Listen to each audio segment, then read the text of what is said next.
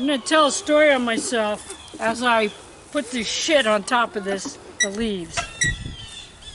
Yesterday I got this all finished, ready to just put shit on it. And then the last thing I did was I poured a bucket of ash from the stove on top of this bed and that bed.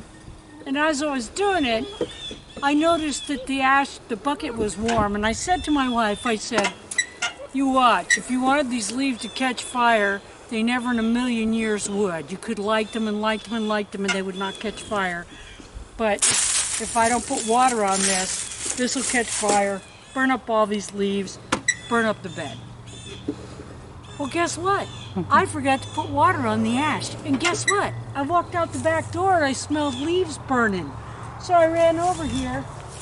All of my leaves and my cardboard had burned out, and it burned the sides of my bed. Now, here's something you should know.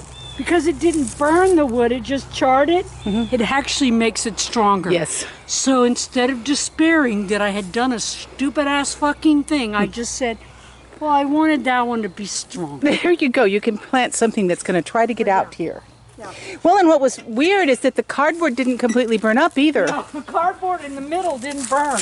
Yep. And what was weird is, again, I tell you, I did not see a live ember in that entire bucket of ash, but I felt that it was warm, so I knew that there might be one in there.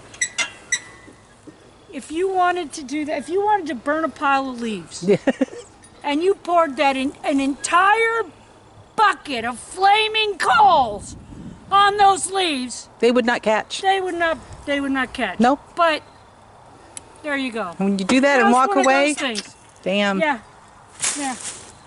Okay, so I'm just gonna put. Notice she's already filled that bed over there. Yeah, I've already. And this is still full. I still have an entire stall to clean, so I'm gonna have more than enough to cover. Really? Both of those. Okay, so what I'm going to do is I'm going to cover it. I'm covering the leaves because the leaves will not biodegrade well without some kind of something to... Yeah, put on top of them. You might notice if you don't rake your leaves up in your yard, you might notice when spring comes, they're still there. The ones on the bottom have started to rot, but everything else still looks just like that. Yeah. But... So what I'm going to do is I'm going to put the shit all over the top of the leaves. And that will help them decompose. And that will help them decompose. And what I will do is, then I'll show you. See, and I'm not going to use all of this one because I only have one more whole one. And those other beds are quite a bit bigger than this one. So I'm going to use quite. But yeah. So... And of course, everybody wants to talk about gardening and keeping livestock, and they have all these romantic notions about it. If you're going to have animals, you're going to deal with shit. Yes. And if you're going to have a good garden, you're going to deal with shit. Yep. Unless you put chemical fertilizer, in which case you might as well be going to the store and buying shit off the shelves. Yep. You know, if there is any more food on the shelves, which some of you are already, you're in the parts of the country that are getting ready to shut down again, you're already running into food shortages. And we've had food shortages this whole time, just not any that we could really be worried about. But people, don't wait till you can worry about it. Put stuff back right now. Don't wait. Don't wait for the government to take care of you. If nothing else, this last year has proven the government doesn't give a fuck about you. Big business sure as fuck doesn't. Go to school, send your kids to school.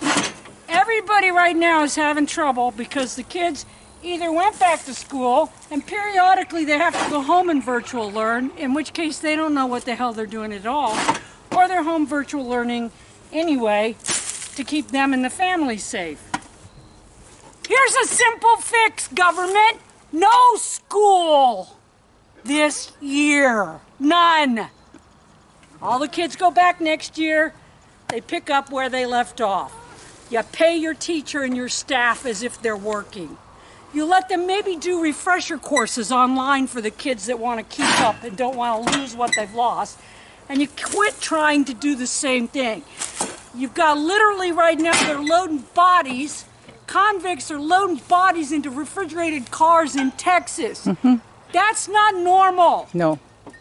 Give up on normal. Go work on your garden. Okay, I'm going to show you now what I'm going to do. One of the things I will do to make this work. Get it working. Len will sit there and show you piles of shit or something while I'm doing it. No, I'm showing you walking away. You're watching my ass? Yes, that's it.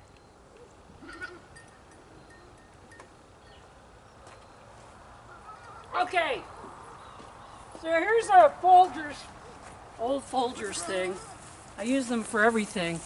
But I never mix these up with the other ones because what I do in these is I pee in them. I'm going to take that nitrogen-rich piss, pour on the top of that, okay? And I'll keep doing that for a while. Now what I'm going to do is once I get all the shit on here, I will wait for a rain. When we get a good soaking rain, then I will have been pouring nitrogen on it the whole time. And by nitrogen, I mean pee, what my people call piss. And pee pouring it on there. That'll help start breaking those leaves and breaking the straw and the pieces down, turning them into dirt. Okay?